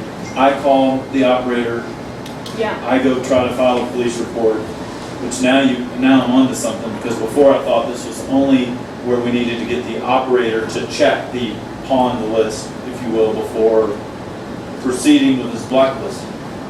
But it also sounds like if they're already requiring a police report, I mean, in one way that's bad, and another way it's good, because now the police could have the police go check the pawn shop list as well. But that's not something we want, because we want to make it easier for people to report. So we need to get the operators that are checking that data, and I think that was the gentleman. Charlie. You had mentioned that Charlie. That you had mentioned the question or a statement that was being made. No, it was a question.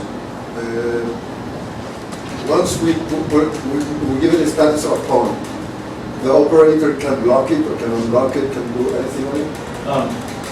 Who has the priority on? The way that I'm envisioning collecting that data, the operator doesn't write to that at all. That is Okay, on that's or done. on. But now they're not going to block that until it becomes blacklisted. The operators are not blocking. But can they blacklist it if it is pawn? They could. But now, so what we need is obviously the operators, and I believe they would be motivated if we look at the solution to exchange this device data among the pawn shops, the operators, and of course anyone who's doing the device check, we want them to see that it's pawned as well. So I have a couple of different ideas in mind, but the one that I'm most leaning towards right now is the use of a different, think of it as a different code or color list in the IMEI database. The only reason I mention that is that we already have it. It just has some different reason codes that are really not being used. It's called the gray list. We could do it some different ways, but to give you an idea, there's already a list. We just need to add another reason code. The operators already have access to that, and this particular color list is really unused. And it was designed, the original, it's public information and documentation, the gray list was used to put for an operator if they suspected it of fraud and they wanted to put it on the list to exchange with another operator, that they could do that. The other operator would also download it and kind of be on the lookout for fraudulent activity of these devices.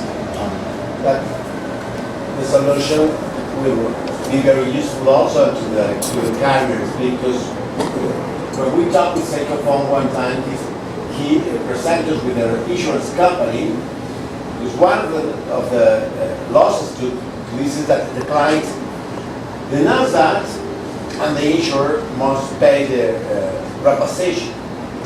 So that will be very useful for them. My understanding, and I don't understand the market here for insurance, but my understanding of other markets are that more and more of the operators are not directly insuring, right? They're using a third party anyway from that insurance, which is standard. But they're even moving more towards a call center that even processes that claim. Is when you call up, press numero dos for stolen phone or whatever the case, you hit it and it goes to some other company that is handling that for them. That company has the most at stake to make sure that that is not a fraudulent claim. So they are going to be, the insurers would be motivated to check the pawn list to do it. They're already checking it. They're already doing a check, most of it with us, to check our information to make sure it's not blacklisted. But they also know that the blacklisting may come some days later because they want to pay the claim quickly. Yeah. So if it's on the pawn, if we could put it on a pawn list, then that insurer, they're still going to do the same check that they're doing today. You could see that it's on the pawn list. It's not blacklisted yet, okay? But if the claim comes in, they can see that, and they can put up the, wait a minute, before we pay a claim on this, we need to do some more research. So basically, once it's in the list of pawn phones, of my phone telephones, the user will not be able to go and block it with his operator. The operators, this use case is, we have to say it's completely separate from blacklisting. So if an operator believes that it was stolen, then they can blacklist that. No different than if you were a contributor third party and believed that it had been stolen, I am now going to blacklist this item. And how would we know that it has been blacklisted? The device check query. Query the blacklist. So I would have to make like a special, I would have to be checking every now and then the database. I've got, glad you asked. Piensen esto como un proceso que está comenzando, que va a tener distintas etapas y que obviamente se va a ir perfeccionando, ¿no? No es un modelo definitivo, pero por algo hay que comenzar primero. Pero hay restricciones para el proyecto. Una de ellas es que el operador puede hacer lo que quiera, no importa cómo nosotros lo pongamos. Hay restricciones para el proyecto. Eso quiere decir que si el operador no quiere tener esa facultad de poner blacklisting, aunque esté con nosotros empeñado, lo va a poder hacer. Es una restricción. Is there a pecking order in terms of blocking? No. But he will not, the operator will know that he's bounded. The operators always control Pero puede lo que if quiera. they're going to block Hay darle it. servicio a su cliente. You can never override. It could be on the blacklist and they can just say, Lo que sí te puedo decir es que los equipos de seguridad de Estado de los operadores están muy alineados. Nosotros tenemos distintas instancias de interacción con ellos, inclusive hemos terminado el M360 Latinoamérica ayer, donde se arman las sesiones de Working Group. Una de ellas es Security and Fraud, donde participan absolutamente todos los operadores de Latinoamérica, y ahí es donde se bajan los guidelines, básicamente, de cómo trabajar estas cuestiones. No es que Telcel va a decir yo, si mi cliente me dice que le bloquee el celular, se lo voy a bloquear porque mi cliente, porque diga ahí que está empeñado, eso no puede pasar. No, no puede, ¿para qué no va a hacer? Sería dispararse en un lugar, justamente es una herramienta para evitar eso. you asked about, Lorena? I'm sorry. You had asked about getting an alert or a notice of some type, we have on top is a service that we offer today. On the bottom is a service that is just only right up here in my mind right now. Okay. So I'm exploratory, but I would welcome your feedback. But on the top, this service, it's actually, the name of it right now is Device Watch Alert. You can put an IMEI on a list, and if the blacklist status changes, you will receive a notice via the API Okay. for 30 days. I mean, we're gonna determine who in the organization, in our organization, gets that notice, right? It is not an email or anything. It is an API. So the same way if you use the API to send the IMEI, and you actually, this service, it includes the watch status alert for 30 days, status change alert for 30 days, as well as the information that comes back with a normal query of the IMEI. So you would send an IMEI, you get the information back, and then our system sends your system a message. So we actually have a connection back to you. It's with an API. At this time, we haven't had anyone who's asked for like an email notice. Doesn't mean that we couldn't. I'm going to make a note here now just to see if that could make it a little more attractive for some type of an automated process. But I know that it's not really like the ideal thing to do, but some organizations, we have our issues on being connected with other networks. En realidad lo que estamos tratando es que este desarrollo que estamos haciendo es para que nosotros podamos tener una alerta, estoy diciendo Jason, si el teléfono cambia, el email cambia de estatus. Todos estos desarrollos que se están haciendo, que quiero que entiendan que no existían. Los platicamos la primera vez con Nicolás en enero, hace 5 meses. Hace 5 meses empezamos a trabajar en estos proyectos porque les explicamos cuáles eran los problemas que teníamos nosotros como mercado aquí en México. Entonces, estos proyectos que se están desarrollando, pues yo creo que van a tener que ir perfeccionándose sobre la marcha. Y lo que platicamos hace rato de cuando un ladrón encuentra una nueva manera de, pues así va a tener que ir funcionando esto.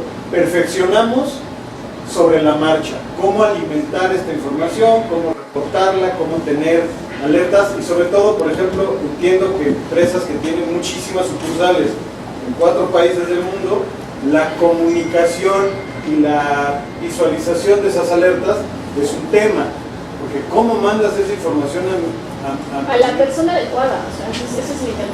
O sea, que le llegue a la persona adecuada y que esa persona seguramente en el caso de específicamente de ustedes que son tantos, habrá que hacer alguna cosa especial, pero con los demás, yo me imagino que con los números de sucursales que manejamos los demás, se puede tener este sistema sin ningún problema y que se manden las alertas, obviamente teniendo en cuenta que son muchas menos sucursales. Ahí sí, sobre eso tendremos que ir trabajando ahí.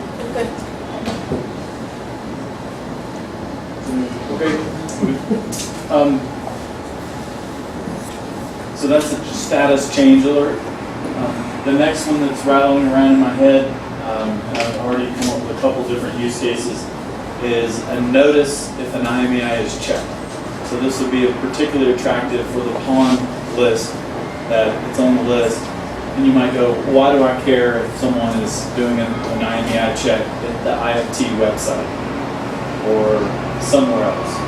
Well, if you think about why do people check the status of an IMEI? Why does someone go do an IMEI check? They're looking to buy it, sell it, on it. I mean, they're looking to do something with that. And if you said, well, this device is sitting on my shelf, I might like to know if all of a sudden I started getting some activity on the checking of an IMEI. This came about because, as I mentioned before, law enforcement actually gets checking history that they can use for investigations. And so it made me think, I wonder if there was a commercial use for getting a notice, that an IMEI that you put. So I've got some other use cases where it has merit. So it's something to consider as we're trying to figure out how you get this information out. Do you have an estimate? I'm sure you do. The number of devices on annually. ¿Cuántos celulares se empeñan al año en el mes? Podríamos decir nada más el número, digo, que es el 60% de nuestras carteras. El 60% de nuestras operaciones, o sea, maybe, let me see that about 40 million pound loans are based on cell phones, 40 million per year. Si hacemos 125,000 operaciones diarias, el 60% de esos son... 40 million. In Mexico, the market is you know that, but it's 112 million cell phones in Mexico. So we made about 40 million operations with cell phones, which means it doesn't mean that it's different cell phones. It maybe between 1.5 and 30 and 30 different, 30 million difference. Yeah. 30 million.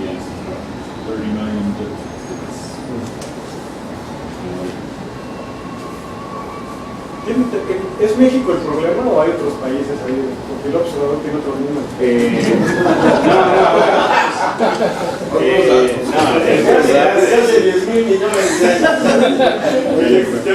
El delito asociado a es universal, obviamente, sobre todo en Latinoamérica. Realmente el escenario de casas de empeño es muy particular también de México, ¿no? O sea, si bien existen en otros mercados de Latinoamérica, por lo menos desde mi perspectiva y lo poco que conozco, no he visto, digamos, una envergadura como la que hay en México. En Latinoamérica, estoy hablando de Latinoamérica. Ese es el país con más casas de empeño, así lo sabemos. Pero, por ejemplo, en Argentina se roban celulares y los dejan en la calle. En Argentina se roban celulares, en general el robo de celulares que se realiza ahí es para repuestos.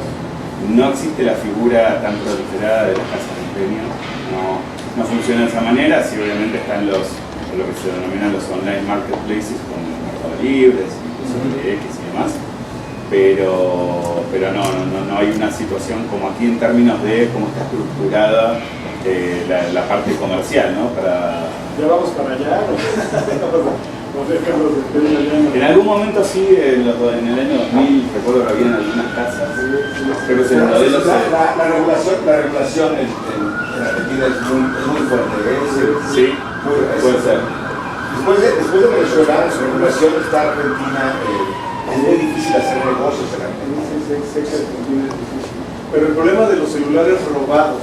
El problema sí es algo que se repite obviamente, en toda la región. One thing I would highlight about this service, it's available today. It's been available, we've been using it for years. And if the device was on and you wanted to put it on the watch alert list, and if it were blacklisted by an operator, then as soon as it was reported to them, within 24 hours, as long as they, however long it took them to upload it, once it gets to us, within an hour when we would have received their report, their data, you would get the alert back that let you know that the status had changed. Now, that doesn't solve the problem. You would like for them never to even get to that point with the blacklisting report, but at least you would know about it, let's say within 25 hours at the most of it being reported and blacklisted by the operator, or reported to the operator. You would know and could raise your hand and say, "That's I have it. I have it right here." Please. Please I'm undo gonna that. unblock it. Right. I'm gonna unblock it. Right. Well, I don't know if I can unblock it or leave. But you could start that process faster and with a good record, right? You would have a record of, here's the device. I even put it on the, not only do I have the device with my pawn documentation, I even put it on the watch list. And then I got the notice back, here are the steps. Let me give you an example of timetable. In the morning, Luis detected that some cell phones were stolen. He reported, but that was 9 a.m. At 12 a.m., I received those cell phones. Tomorrow morning, the cell phone that I received are blocked. Can I know who makes that block? I will know who makes that blocking. Yes.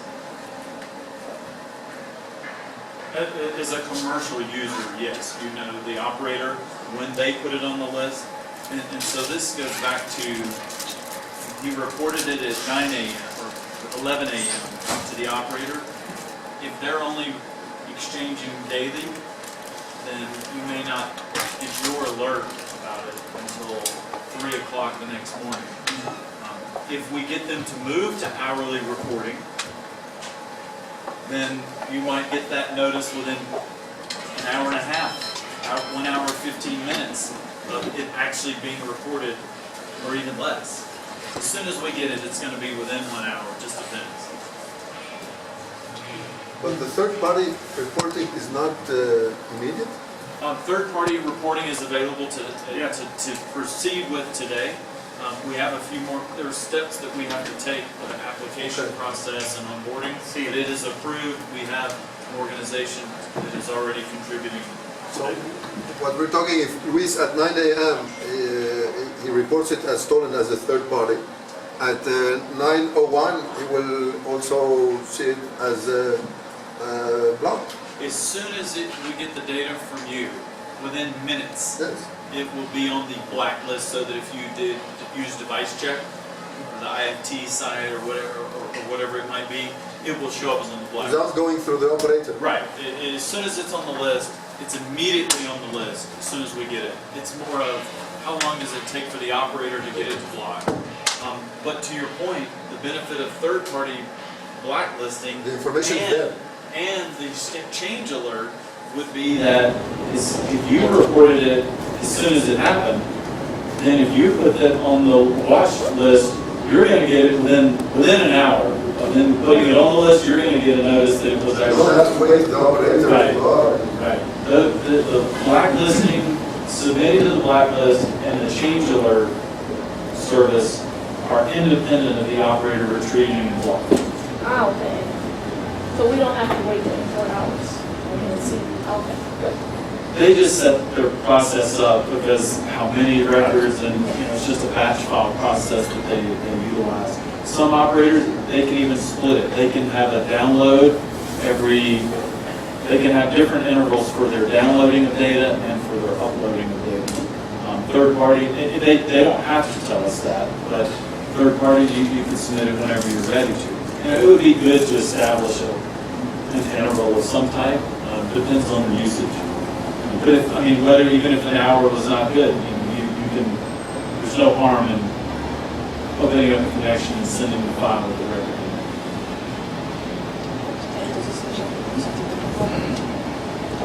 So just in case you forget what we look like,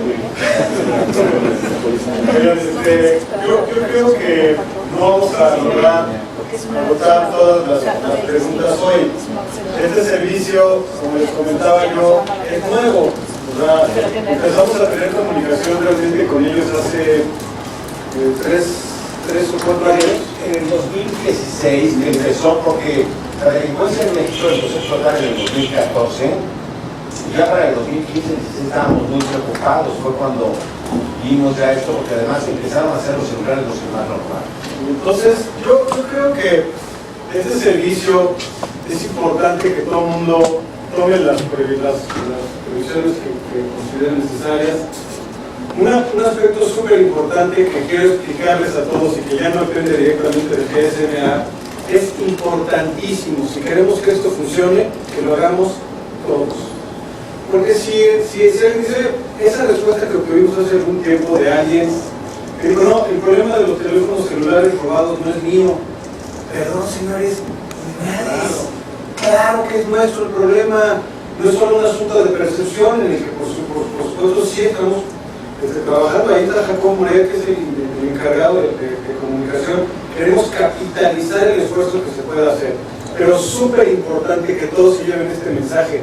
Tenemos que hacerlo todos, y de preferencia, si ustedes me lo permiten, juntos.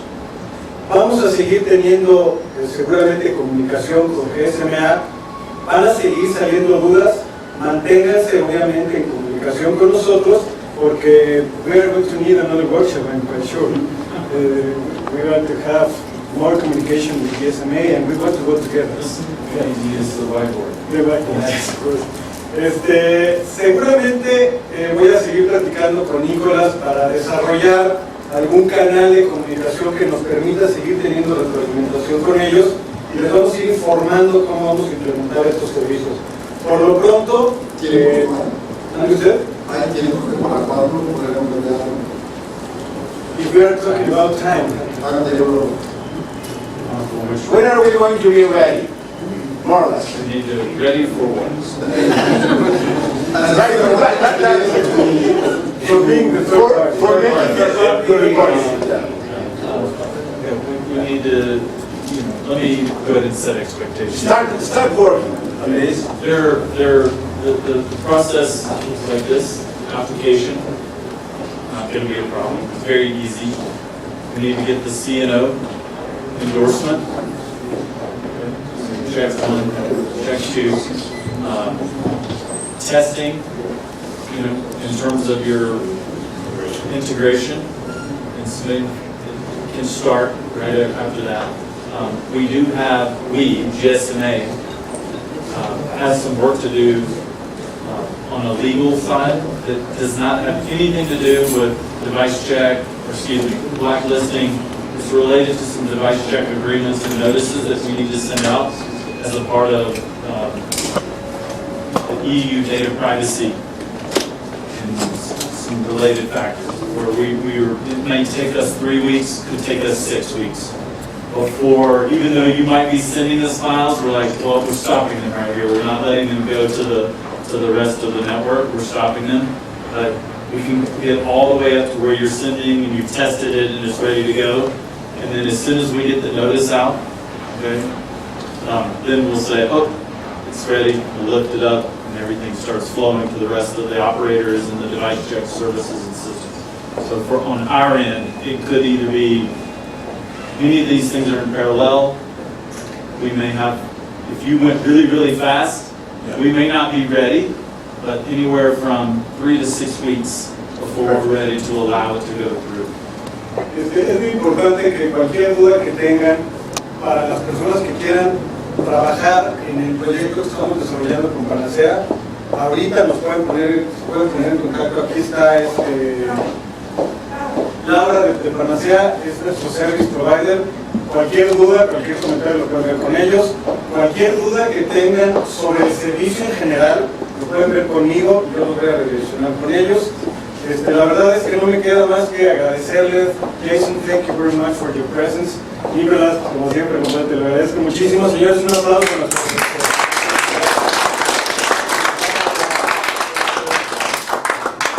Gracias.